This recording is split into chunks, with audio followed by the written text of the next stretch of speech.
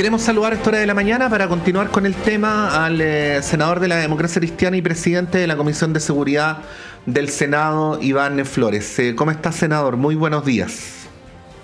Buen día, Patricio. Buen día. Espero que sea mejor día que otro, ¿no? Claro, esperamos que los días más malos vayan quedando atrás, ¿no? Ahora, para un mejor futuro, ¿aplicar estado de sitio o no? Mira, cuando tenemos matanzas como las que han ocurrido, que son las cifras que se ven, porque al final de cuentas es eso, es lo que se ve en términos de la crudeza de las imágenes, de lo contundente del número de muertos, sin duda que genera una alarma tal que se pueden sugerir todo tipo de soluciones o de propuestas para intentar controlar lo que nos pasa. Pero yo creo que en estos momentos lo que hay que hacer es actuar con la cabeza muy fría en términos de buscar soluciones efectivas, ¿no? Y en eso yo creo que el estado de sitio sí puede ser un elemento más para disuadir la comisión de delitos de esta naturaleza, pero no es la solución estructural. ¿Por qué ingresa, Patricio, el crimen organizado a Chile? Tal como lo ha hecho en otros países. Porque es un país que tiene debilidad estructural para poder prevenir, para poder anticiparse a lo que significa la instalación del crimen organizado. El crimen organizado no son bandas de delincuentes que cometen delitos abiertos solamente. No es la banda del barrio que se organiza para asaltar a los vecinos, o a los locales, o comercializar un poquito de alguna cosa. No, el crimen organizado son empresas, son holdings empresariales que tienen distintos negocios, no en un barrio, ni en una ciudad, ni en una región, ni en un país, ni siquiera en una región, como puede ser la región latinoamericana. Esto es una cuestión planetaria. Uh-huh. Hoy día la misma preocupación que tenemos nosotros los chilenos, la tienen los europeos, la tienen parte de los asiáticos, y qué decir del resto de los latinoamericanos, donde la tasa de homicidios es 3 veces más alta que en América del Norte, Canadá o Estados Unidos, es 5 veces más alta que en el resto del mundo, y es 10 veces más alta que en los países asiáticos. Ya, en resumen entonces, senador, ¿a usted no le parece una muy buena idea? O sea, mira, yo creo que está dentro de las alternativas posibles, pero ¿cuál es el significado práctico? Un estado de sitio lo que hace es controlar de manera más efectiva la movilidad de las personas, el derecho a reunión, y que permiten cancelar a alguien fuera de un recinto penal. Ya, pero eso en la región metropolitana altera bastante la vida cotidiana, y en la región, en la región con más habitantes del país. Pero sin duda que altera, pero si cualquier estado excepcional altera la vida. La pregunta es, ¿cumple el objetivo de evitar estas muertes? ¿Cumple el objetivo de frenar el avance del crimen organizado que hasta el momento no tiene contrapeso? Yo creo que no lo cumple, pues. Uh-huh. Entonces la pregunta ¿es esa la medida? Yo creo que no. Y lo he dicho, yo creo que no. El estado de sitio no es la solución. Mira lo que pasa en el norte. ¿Cuál es el problema principal que tenemos en Chile, aparte de la debilidad institucional, que es lo que, en definitiva, y esto es teoría y también es práctica, cuando se instala en un país el crimen organizado es porque existe debilidad institucional. Chile hace 10 años era el país más seguro de América y lo había venido siendo durante varias décadas. Seguro para vivir, seguro para invertir, seguro. Ecuador era el segundo país, pues, Patricio. Y mira dónde quedó Ecuador. Se lo comió el crimen organizado en 5 minutos. Tuvieron que militarizar el país, que fue mucho más que el estado de sitio.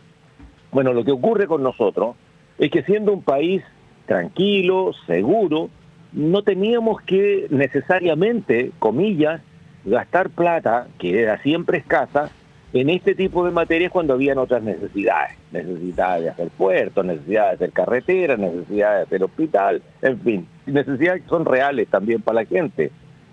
Pero cuando irrumpe el crimen organizado, utilizando, además de esa condición básica que es tener instituciones debilitadas, empieza a aparecer 2 elementos que son clave para la instalación del crimen organizado: la impunidad y la corrupción. Ya, pero para entonces, pero las medidas que hay que implementar entonces para combatir el corazón del crimen organizado, senador, no son estrictamente policiales, porque ese es el problema que tenemos ahora, ¿no? O sea, el sistema político, no lo voy a decir como una descalificación, estoy describiendo, ¿no? Suele procesar los hechos de alto impacto público en una clave estrictamente policial. Yo entiendo que es lo que probablemente la ciudadanía quiere, como estar más tranquila, entonces, digamos, estado de sitio, más policías, en fin, pero lo que usted está describiendo no se resuelve en el ámbito de acción de las policías, po. No, porque además, mira, ¿qué es lo que ha conmovido a Chile y ha estremecido a Chile? Imágenes donde se ven 5 personas muertas en un centro de evento y el día anterior o 2 días antes matan en una celebración a 4 niños. Y eso conmueve a Chile. ¿Alguien se ha conmovido pensando en que precisamente en este instante están comercializando a 10, 100, 150, quién sabrá, mujeres o niñas? Estoy hablando de trata de personas. Sí. Algunos, como lo he escuchado alguna vez, se sonríen. Se sonríen cuando dicen, no, mira, si la prostitución, no sé qué. Lo he escuchado en conversaciones de barrio, en conversaciones de pronto. Y alguien ha pensado en que si esa niña es tu hija, que es una niña, ni siquiera una adolescente, es comercializada porque eso es lo que está ocurriendo, o sus órganos son comercializados, yo creo que eso es más terrorífico que encontrarse con una escena con 4 o 5 muertos, que de hecho ya es grave. Pero hoy día, en este preciso instante, está ocurriendo lo que al mundo lo tiene alarmado. Mira, yo estuve hace 2 semanas, Patricio, 3 semanas, en Madrid, trabajando con un grupo de colegas, 3 días encerrado con el Centro Nacional de Inteligencia. Uh-huh. Y luego con el Centro Coordinador de las Inteligencias. ¿Por qué? Porque la Unión Europea, que para adentro no tiene frontera, sino que están preocupados de las fronteras de la periferia, hay países que se encargan de la frontera terrestre, y España particularmente está preocupado de las fronteras marítimas. ¿Dónde está el problema para ellos? Está exactamente lo mismo que nos pasa a nosotros. El tráfico, primero, de personas, el tráfico de migrantes, el tratamiento que se le empieza a dar a una migración descontrolada que se mezcla con la trata de personas, la comercialización de personas, con el esclavismo de personas con fines laborales, ¿no? Y eso está ocurriendo en Chile. Si no, veamos la temporada de cosecha en que se necesita mucha mano de obra. ¿Cuántos de esos son migrantes que están hoy día siendo pagados 2 por 1 o 3 por 1? Ya, senador, y eso directamente, ¿cómo se combate? Directamente. Enumeremos medidas. No con un estado de sitio. Ya, entonces, ¿con cuáles?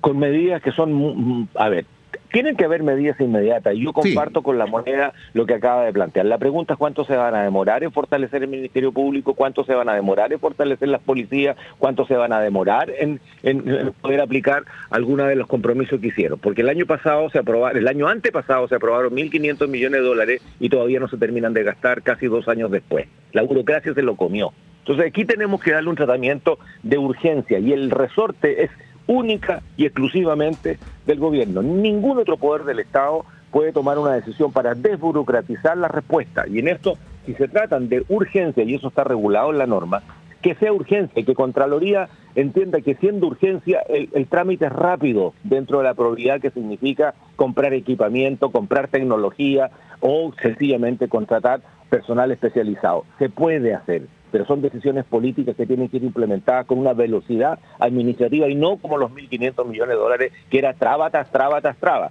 Lo dije en la discusión presupuestaria del año pasado, lo he dicho en la Comisión de Seguridad, lo he dicho en la sala del Senado, una y otra vez. Las trabas administrativas y burocráticas son brutales a la hora de poder cumplir con los acuerdos. Y en eso el gobierno tiene que estar súper claro. Uh-huh. Segundo, pedirle a todos los sectores políticos que no le pongan trabas sencillamente porque el gobierno empieza a arrodillarse frente a algo que lo superó. Y tercero, que las policías, porque sigue siendo un problema policial, nada reemplaza a las policías hoy día, nada. El persecutor no puede reemplazar a una policía. El persecutor tiene una pega después que la policía hace su trabajo. Las Fuerzas Armadas yo creo que deben estar muy recontra preocupadas pensando en que si se llegase a un estado de sitio van a tener que salir a la calle y la pregunta es ¿a qué? Sí. ¿A ser disuasivos por presencia? Sí. Pero si tienen que actuar, ¿con qué van a actuar? con un fusil que puede atravesar un par de casas al hilo. O sea, ¿cómo van a hacerlo?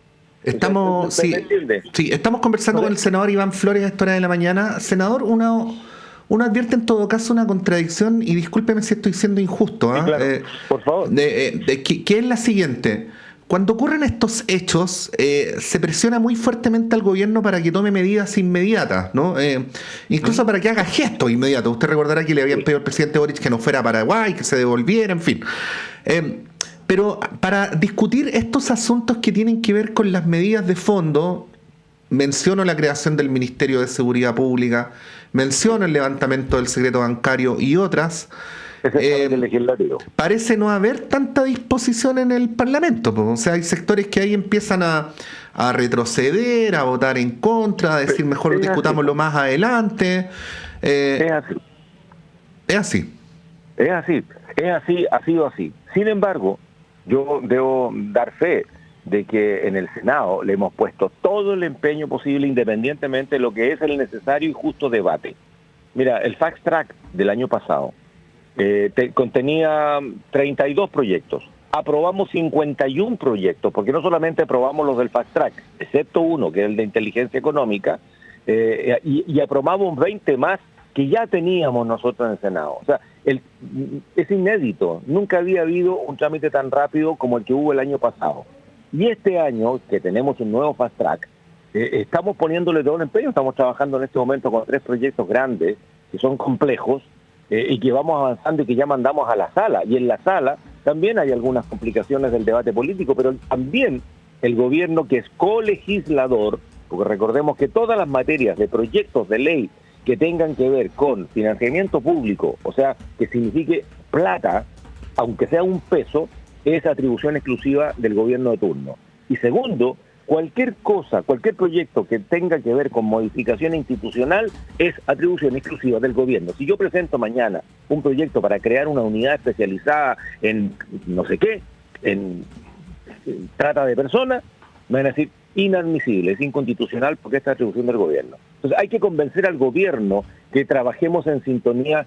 Mira, el proyecto de ley, el único que no se aprobó en el primer Fast Track fue el proyecto de inteligencia económica, que le estamos proponiendo cambiar el nombre, es inteligencia financiera. Estuvo un año, ese proyecto fue presentado el año pasado, en marzo, y en marzo de este año, ya en mi presidencia de la comisión, acordamos con el gobierno. ¿Sabes cuántas modificaciones tuvo ese proyecto? 140, 120 modificaciones que hizo el gobierno, accediendo a una serie de correcciones que le hicimos en la comisión, y más 20 que fueron propuestas de colegas parlamentarios, colegas senadoras y senadores. Bueno, en ese contexto, después de 140 indicaciones, aprobamos, ya tenemos 7 u 8 artículos aprobados de 20, incluyendo la apertura del secreto bancario, que costó muchísimo, porque la derecha estaba con mucho nervio respecto a lo que significaba abrir las cuentas bancarias. Y nosotros le hemos dicho, a ver, paren, terminemos con el nervio, porque finalmente no es que se van a abrir todas las cuentas bancarias y se van a publicar. Esto estamos hablando de inteligencia, y la inteligencia tiene so pena de cárcel a aquella persona que sin haber motivo publica, comenta, dice lo que es parte de una investigación que puede involucrar a personas inocentes, porque cuando estamos hablando de inteligencia estamos hablando de investigaciones muy amplias, ¿no? Y que buscan algo. Cuando encuentran ese algo, se concentran en ese algo, y todo lo demás, otras personas que fueron investigadas, tienen la obligación de destruir los datos para que no sea justamente mal utilizado. Bueno, el diseño hoy día es que solamente un agente de inteligencia, sea de impuestos internos, que hay que crearlo, o sea de la Dirección General de Aduanas, que hay que crearlo, por eso son modificaciones de leyes orgánicas. Bueno, cuando se crea eso, esas personas que van a estar trabajando por encargo de un solo investigador tienen la obligación de que en cuanto se encuentre el hilo, todo lo demás sea destruido. Y solamente una persona puede pedir la apertura del secreto bancario, y esto es el director de la DAF.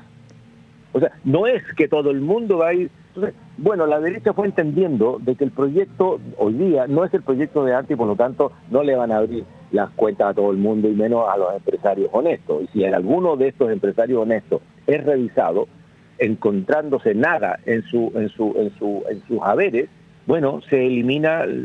Y esto es muy delicado. ¿Por qué está preso el exdirector de la PDI? Sí. Porque entregó información que era parte de una investigación reservada y secreta, pues. Claro, lo que pasa es que, claro, lo que pasa ahí, senador, porque uno entiende bien el tema del derecho a la privacidad, Sí. y entiende bien el punto, especialmente en este tiempo donde empiezan a soplar vientos de totalitarismo en algunos lugares, ¿no? Entonces, Sí. creo que el derecho a la privacidad y a las libertades individuales hay que ponerlo siempre como parte de la discusión. Pero por supuesto. Pero no puede ser sacrosanto tampoco, po. O sea, es como... Pero Patricio, estamos enfrente. A ver, mira, vuelvo a repetir, ha sido muy triste que hayan asesinado de esa manera, en matanzas, a 18 personas la última semana. Pero ya vuelvo a decir, ¿alguien se preocupa de las cientos de niñas que hoy día son comercializadas en un comercio brutal? Pongámonos en los zapatos de un padre de familia, pues, usted o yo, que tenemos hijas, que de pronto son comercializadas para que cualquiera las abuse por cambio de un par de pesos que no se lo pagan a ellas, se lo pagan al proxeneta. Sí, senador... ¿Y de eso, sí. ¿Y de eso qué se preocupa? Estoy hablando de un tema. Estoy hablando de la trata de personas con fines sexuales, pero también con fines laborales. ¿Pero y qué del contrabando de armas? ¿Qué del contrabando de droga? ¿Qué del contrabando de dinero para ser lavado en Chile? O sea, el crimen organizado tiene un solo propósito, ganar plata, y ganan mucha plata. Y en eso, entonces, necesitan legalizar ese dinero. ¿Cómo lo hacen? Lavándolo, pues. ¿Y cómo lo lavan? Lo hacen a través de empresas formales. Y entonces, ¿cómo vas a investigar la empresa formal si no haces una investigación abriendo las cuentas bancarias?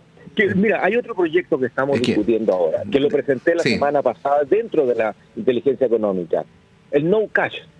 El no cash hoy día en la Unión Europea, donde Chile empieza a formar parte de un acuerdo que va a ser el acuerdo más importante que haya firmado Chile con la Unión Europea, una modernización del tratado, parte importante ya no es el tema agrícola, ya no es la cuestión fabril, empieza a ser el tema de seguridad.